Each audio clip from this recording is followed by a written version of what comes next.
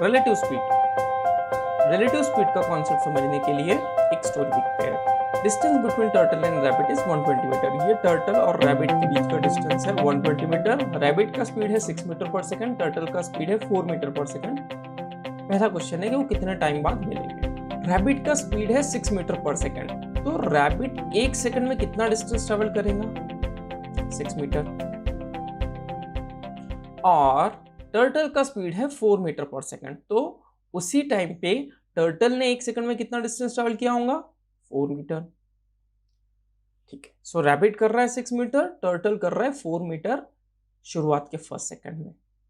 दोनों ने मिला के एक दूसरे के पास कितने आ गए? What is the relative distance covered between them in 1 second?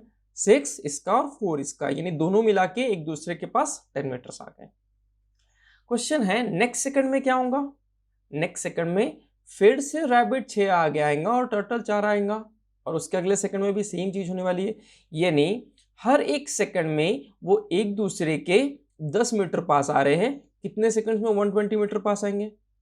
क्योंकि ओरिजिनल डिस्टेंस तो 120 था, सो 120 divided by 10 that is 12 seconds. यानी कि 12 सेकंड्स में वो एक दूसरे से मिल जाएंगे। यहां से हमने क्या सीखा? Relative speed when traveling in opposite direction is s1 plus s2. So जब भी ये एक दूसरे के पास में आ रहे हैं और when they are traveling in opposite direction, relative speed is s1 plus s2. So let's solve this question. After how much time will they meet each other? Distance upon relative speed.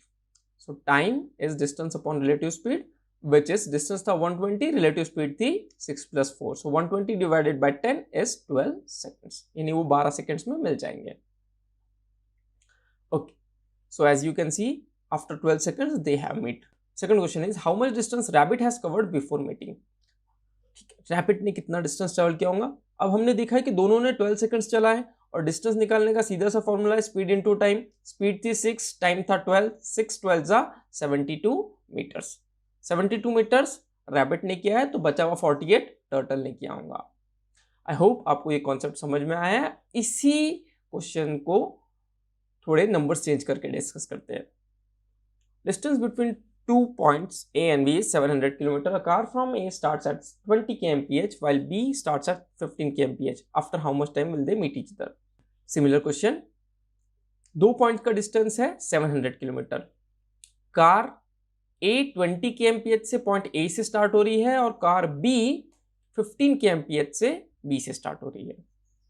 सो कितने time बाद वो मिलेंगे? Similar चीज मैं फिर से repeat कर रहा हूं। A ने पहले घंटे में किया है 20, B ने किया है पहले घंटे में 15। दोनों ने मिलाकर कितना कर दिया है? 35 किलोमीटर एक घंटे में। Relative speed when travelling in opposite direction is the addition of speed, so relative speed होगी है 35। टाइम कितना लगेगा? टाइम होता है distance divided by relative speed, so it's 700 divided by 35 which is 20 hours. I hope you got the concept. Let's solve one more example, but a little tricky one. Pune and Nagpur are two stations 800 km apart. A train starts from Pune at 7 a.m. and move towards Nagpur at 40 kmph. After 2 hours, another train starts from Nagpur at 50 kmph. Find at what time will they meet each other. ध्यान से देखना, relative speed हम कब लगा रहे थे? जब दोनों चीजें मूव हो रही थी। इस केस में तो ऐसा है ही नहीं, तो हम क्या करेंगे? पुणे वाली ट्रेन की स्पीड है 40, नागपुर वाली ट्रेन की स्पीड है 50। क्या ये दोनों साथ में स्टार्ट हो रहे हैं? नहीं। तो फिर पुणे वाला ट्रेन हो रहा था सुबह 7 बजे, नागपुर वाला ट्रेन हो रहा था सुबह 9 बजे। तो पुणे वाले ट्रेन ने 7 बजे से 9 बजे तक कुछ तो डिस्टेंस ट्रेवल किया होगा, and the distance is speed into time which is 40 into 2, यानी इसने 80 किलोमीटर ऑलरेडी ट्रेवल कर लिया है। और अब आपकी दोनों ट्रेन स्टार्ट होने वाली है साथ में। सो डिस्टेंस कितना है? अब रिमेनिंग डिस्टेंस कितना होगा? 800 माइनस 80 ऑलरेडी कवर हुआ है, so remaining distance is 720 kilometre.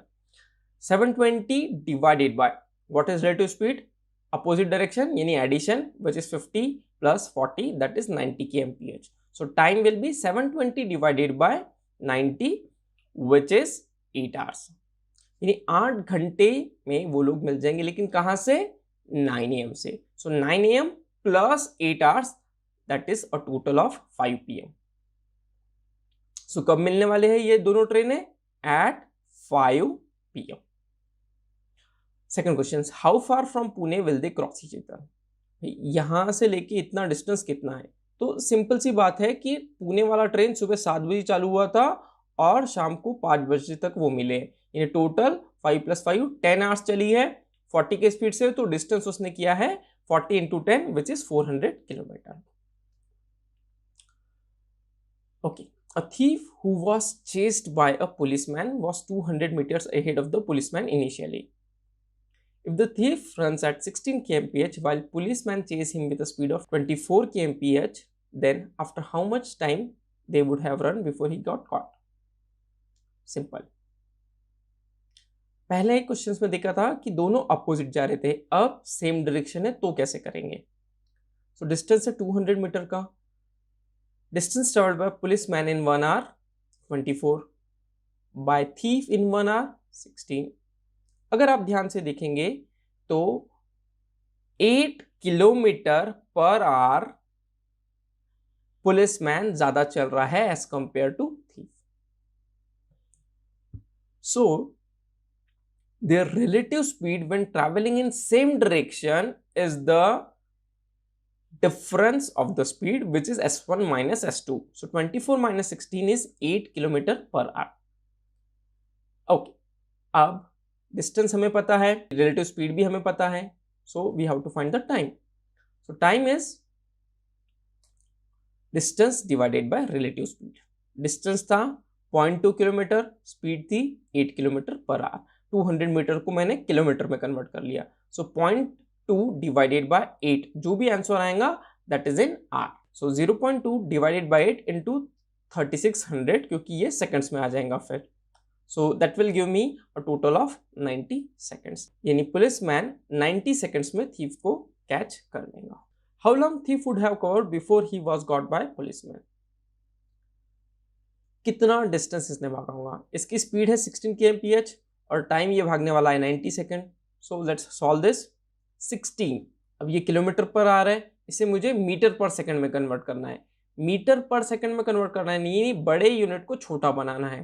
5/18 multiplied by time था 90 सेकेंड. सो 18 1 जा, दिस इज अ 5 5 5 जा 25 multiplied by 16 is 400. So answer is 400 meters.